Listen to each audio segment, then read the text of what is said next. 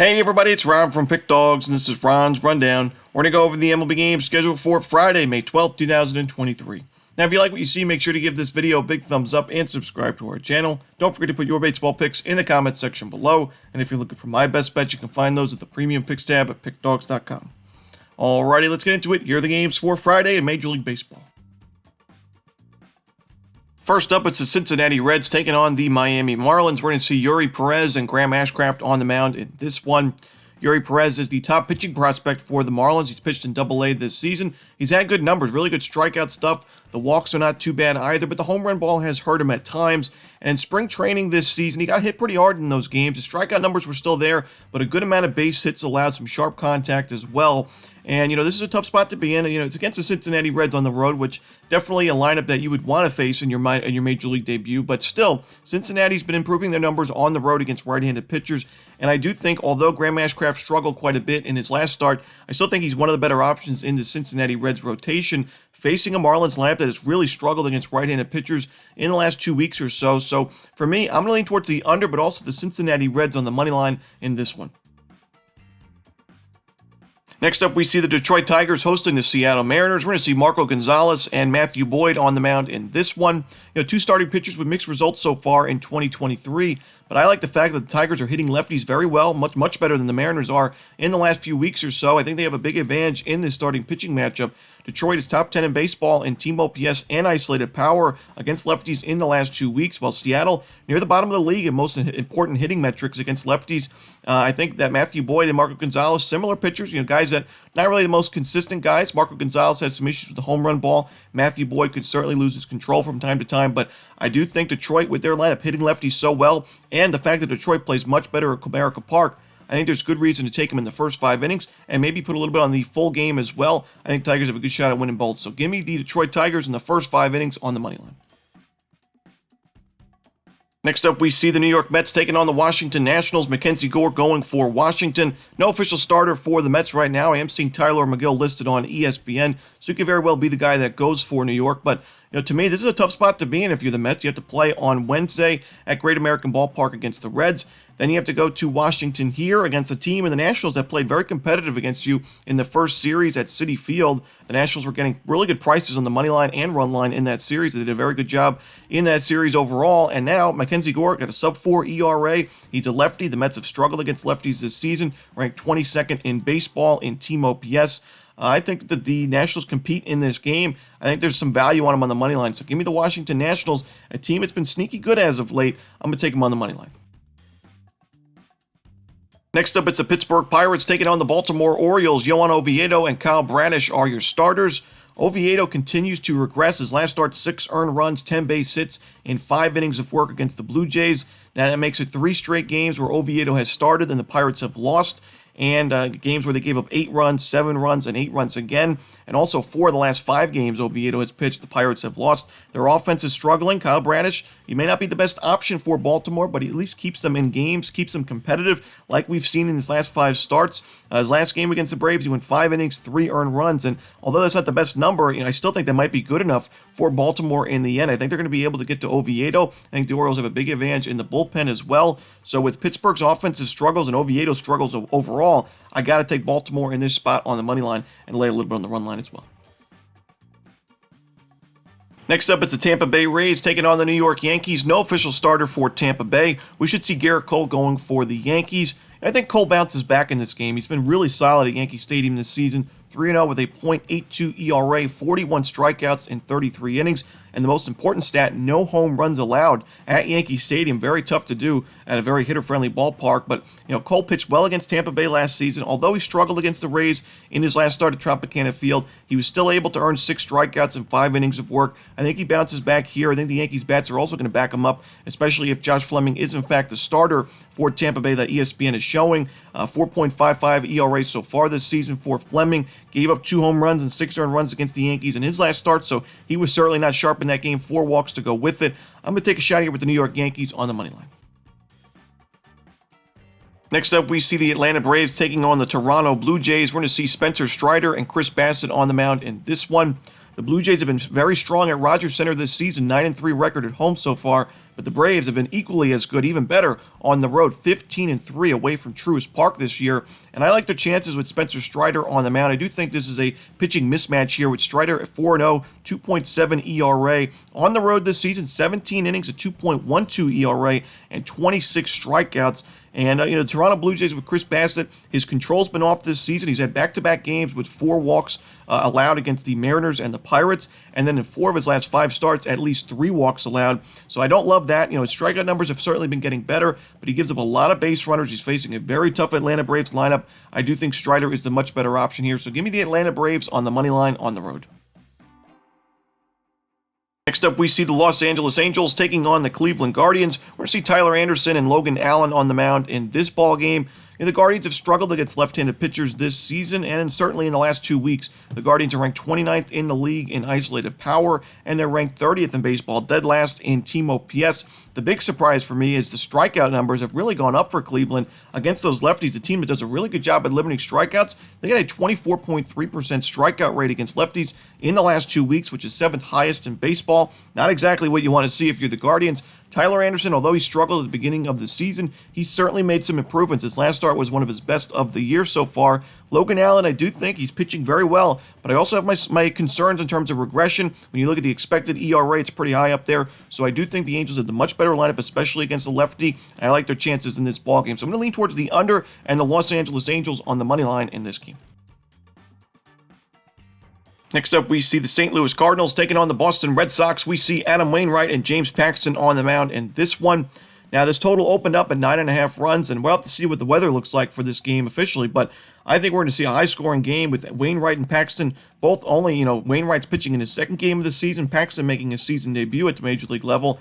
Wainwright struggled in his first start against the Tigers, a team that's not really great against right-handed pitchers, and, he's already a starting pitcher that doesn't earn a lot of strikeouts, facing a Red Sox team that does a great job at limiting strikeouts against right-handed pitchers.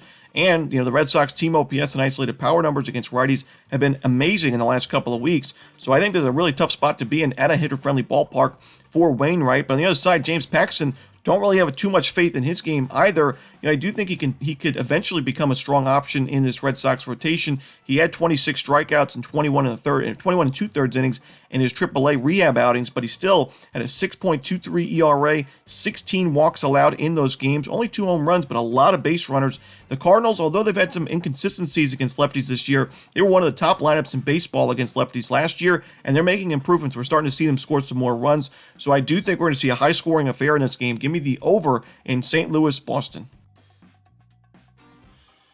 Next up, we see the Chicago Cubs taking on the Minnesota Twins. Drew Smyly and Sonny Gray are your starters.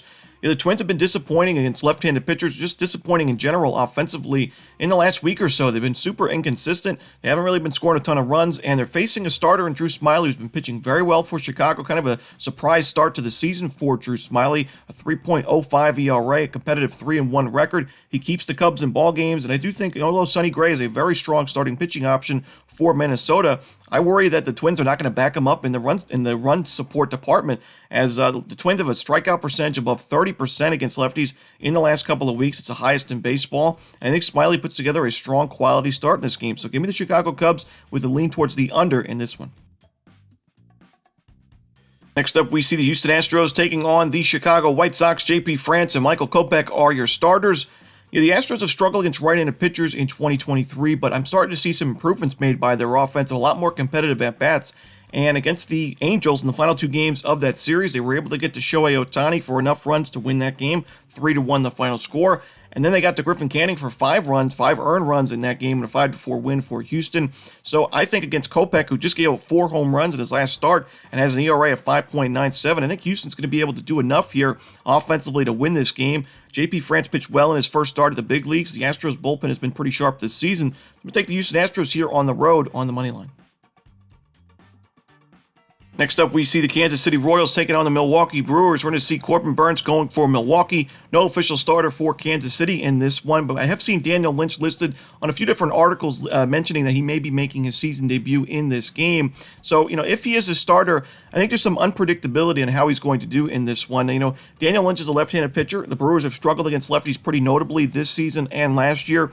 In the last 2 weeks alone, the Milwaukee's the 3rd highest strikeout rate against lefties. The team OPS and isolated power numbers are third worst in baseball. So, this is pretty much a match made in heaven for a lefty making his debut or season debut. But Lynch struggled in spring training. He struggled in the regular season last year, and he also wasn't his best in his rehab starts this year in the AAA and AA rehab outings. So, I do think Lynch could pitch well, but I just don't really trust his game right now. I want to see how he does in this first start. But, for me, Corbin Burnes should be the starter for Milwaukee. I'm looking at this game for Kansas City's lineup against Burnes and that Milwaukee bullpen. I think that this is actually a matchup that benefits the lineup for Kansas City. I like their team total over, especially because when you're facing a guy like Corbin Burnes, you're usually going to get a really good price and a really good number, and that's exactly what we see here. Corbin Burnes, 3.86 ERA, is pitching pretty well for the Brewers this season. However, we know he can give up some sharp contact. We saw last game giving up a home run to the San Francisco Giants, 5 total runs in that game in 6 innings of work. The Royals have done a really good job of making sharp contact, getting on base, scoring runs against right-handed pitchers in the last couple of weeks. Their team OPS and isolated power numbers are up there in the top 10 in baseball. So I do think, against Burnes and an overrated, overvalued Milwaukee bullpen, I think the Royals can score some runs here. So no matter what happens with Daniel Lynch, I'm just going to take the team total over for Kansas City and the Royals here in this matchup. Next up, we see the Philadelphia Phillies taking on the Colorado Rockies. Taijuan Walker and Austin Gomber are your starters in this one. Taijuan Walker has been tough to back this year. He's got a 5.97 ERA. However, he's had a lot of experience at Coors Field when he was a member of the Diamondbacks. He's pitched there for over 30 innings, and he's got an ERA just right around 2 runs. He's been very solid at Coors Field in his career, and I do think he's more trustworthy than Gomber in this spot, even though Gomber has made a lot of improvements in his last couple of games. 2 of those 3 starts that he had that were really strong were away from Coors Field. His ERA at home this season is 10.66. He's facing a very strong Philadelphia Phillies lineup. I do think he struggles in this game, so I'm going to take the Philadelphia Phillies on the money line on the road in this one. Next up, we see the Arizona Diamondbacks hosting the San Francisco Giants. Ryan Nelson going for Arizona. No official starter for the Giants in this one. I'm leaning towards the San Francisco Giants team total over, but I also like the Giants on the money line in this game. Ryan Nelson has struggled this year. He's got an ERA at 6.00. He's only got 22 strikeouts in 36 innings. The Diamondbacks have lost 6 of his 7 starts this year, and a lot of those games were against some subpar teams and subpar lineups against right-handed pitchers. Teams like the Marlins, the Royals, the Rockies, and the Nationals. So I do think that the Giants get to Nelson early on. I think they add a few runs on the Diamondbacks bullpen. So I like this matchup for San Francisco. Give me the Giants on the money line. Next up, we see the Texas Rangers taking on the Oakland Athletics. We're going to see Martin Perez and Ken Waldichuk on the mound in this one. Martin Perez faced the A's 3 times last year, and although it's a much different lineup for Oakland this year than it was in 2022, I still think that the information is a little bit relevant because all 3 of those starts were at the Oakland Coliseum. So he pitched 20 innings of work. He had a .9 ERA, 17 strikeouts. So, we know Perez is not really a strikeout guy, but he kept the ball on the ground. No home runs allowed, a 143 opponent's batting average. The Oakland A's, as of late, have not been great against lefties, while the Rangers have been pretty good against lefties. I think Perez is the much better option here on the bump. Ken Waldichuk, an ERA at a 7.25. Gave up 4 more earned runs and 2 homers in his last start against Kansas City. I don't like his chances in this game. Give me the Texas Rangers on the run line, laying the 1.5 runs. And the final game for Friday's card in Major League Baseball, it's the San Diego Padres and the Los Angeles Dodgers, a rematch of last week's series between these big rivals. And we see the same pitching matchup we saw on May 6th between Blake Snell and Dustin May. Both guys pitched so well in that game. Blake Snell, 6 innings, 6 strikeouts, only 1 base hit. It was a 2-run home run. A big mistake pitch to Chris Taylor, but that was really the only mistake from him in that game. Dustin May went 6 innings, 6 strikeouts, no earned runs, only 1 walk and 3 base hits. For me, Dustin May has not really been able to put together outings like that consistently this year, where his strikeout numbers are way down, only 29 Ks in 40 1/3 innings of work. His control has been off from time to time, and I do think that the Padres can bounce back here and get a big win in this series on the road, especially when we're getting a plus money price here. The Dodgers' numbers against lefties have not been great this season, and Blake Snell, like I said, pitched well against them last year. He was strong in that first game. I do think the Padres have the better chance in this one, so give me San Diego at plus money on the money line on the road. And that's it. Those are the baseball games for Friday. Hope you enjoyed this video. If you did, don't forget to hit that like button and subscribe. And don't forget to put your baseball picks in the comments section below. Again, if you're looking for my best bets, you can find those at Pick Dawgz Premium. As always, this is Ron Romanelli. Good luck.